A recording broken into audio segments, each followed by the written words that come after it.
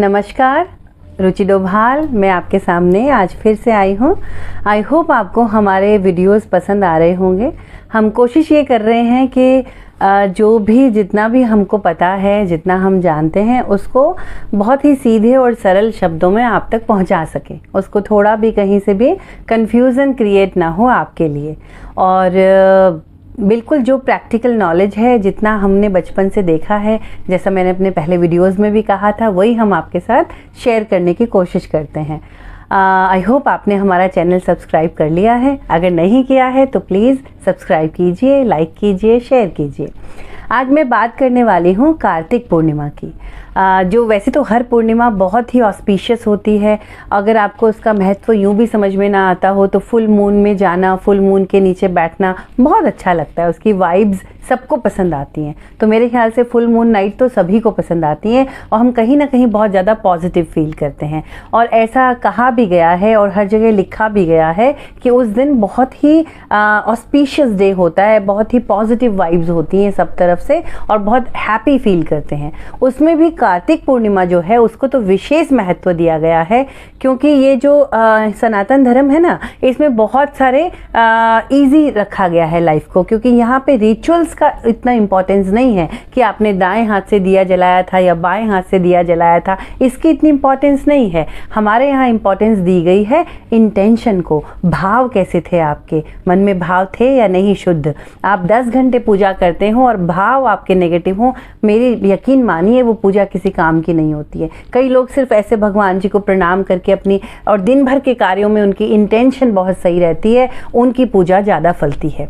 तो कार्तिक का महत्व इसलिए है कि वैसे तो ये अगर 5 डेज आप कोई रिचुअल फॉलो कर सके ना, देव उठनी एकादशी जो 14 नवंबर को है, तो देव उठनी एकादशी से 19 नवंबर को हमारा कार्तिक पूर्णिमा है। ये 5 दिन बहुत ही ज़्यादा ऑस्पिशियस माने गए हैं। मतलब ऐसा कहा जाता है कि अगर पूरे साल आपने कोई रिचुअल नहीं किया था, कोई पूजा पाठ नहीं किया था, आपको टाइम ही नहीं मिला, तो सिर्फ ये 5 दिन अगर आप सारे रिचुअल कर लें तो उसका पूरे साल भर का पुण्य आपको प्राप्त होता है। इस टाइम पे की गई गुड डीड्स का कई गुना फल मिलता है। मतलब अगर दान पुण्य इस टाइम पे किया जाए तो उसका कई गुना फल हमको मिलता है। तो देव उठनी एकादशी से अगर आप शुरू कर सके तो बहुत अच्छा, क्योंकि उस दिन देवता विष्णु देवता अपनी नींद से जागते हैं, तो सारे देव लोग में देव दीपावली मनाई जाती है।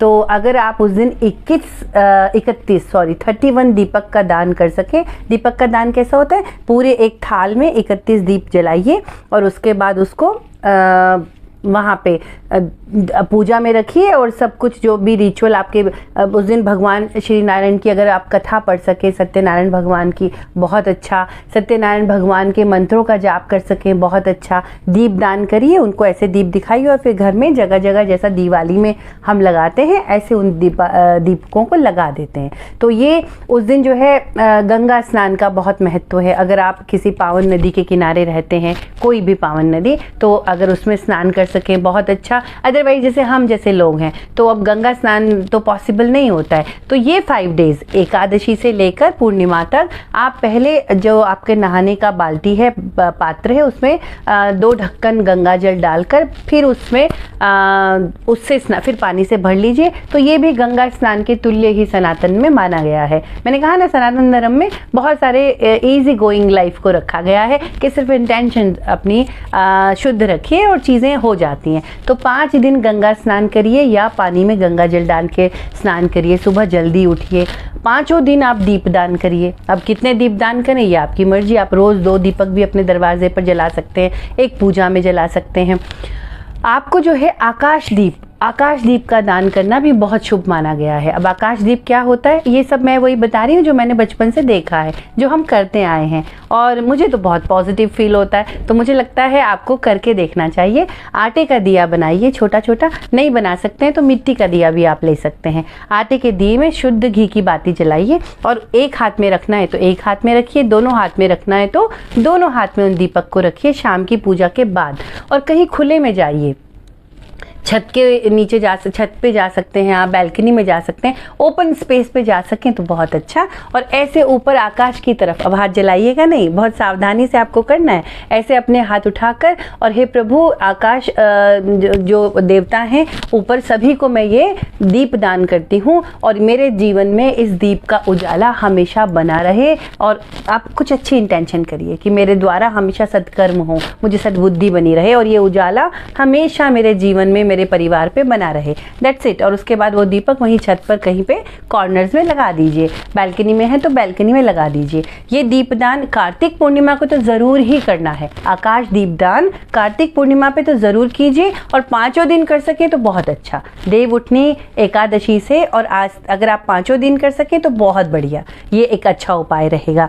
और दीपदान भी आपको कार्तिक पूर्णिमा के दिन भी आपको 31 दीपकों का, 21, 11 ऑड नंबर में दीपक का दान करना चाहिए, इसको शुभ माना गया है।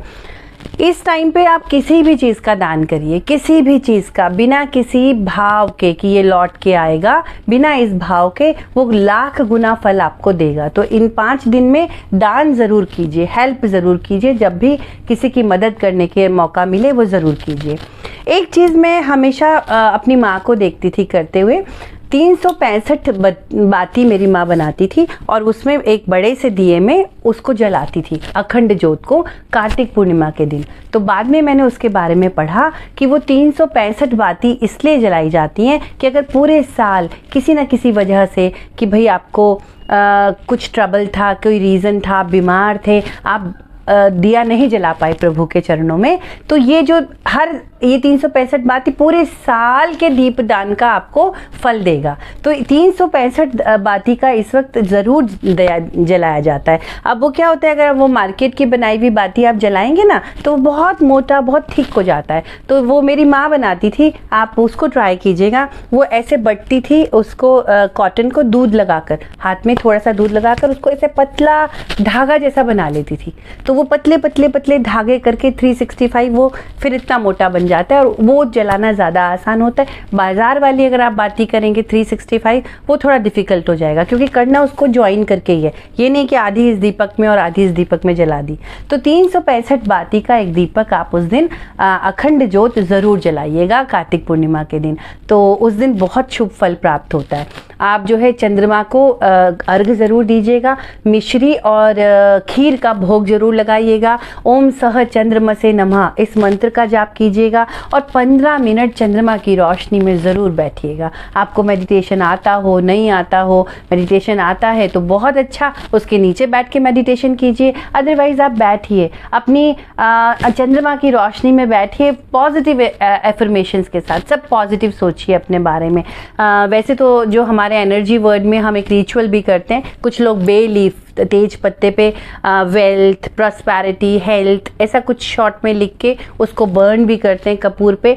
जैसे मैं तो पर्सनली क्या करती हूँ, मैं एक पेपर पे जो मुझे अपने एफर्मेशन, जो मुझे नहीं चाहिए, जो मुझे मेरी लाइफ में नहीं चाहिए, मुझे ख़राब स्वास्थ्य नहीं चाहिए, मुझे जो नहीं चाहिए, मैं उसकी एक लिस्ट बनाती हूँ और उसके बाद मैं वहाँ पे एक कैंडल और या दिए से उसको बर्न कर देती हूँ कि आप इसको लेके जाइए अपने साथ, ये मुझे नहीं चाहिए। और एक लिस्ट में बनाती हूँ जो मुझे चाहिए, वो मेरे व्हाट आई वांट, विश।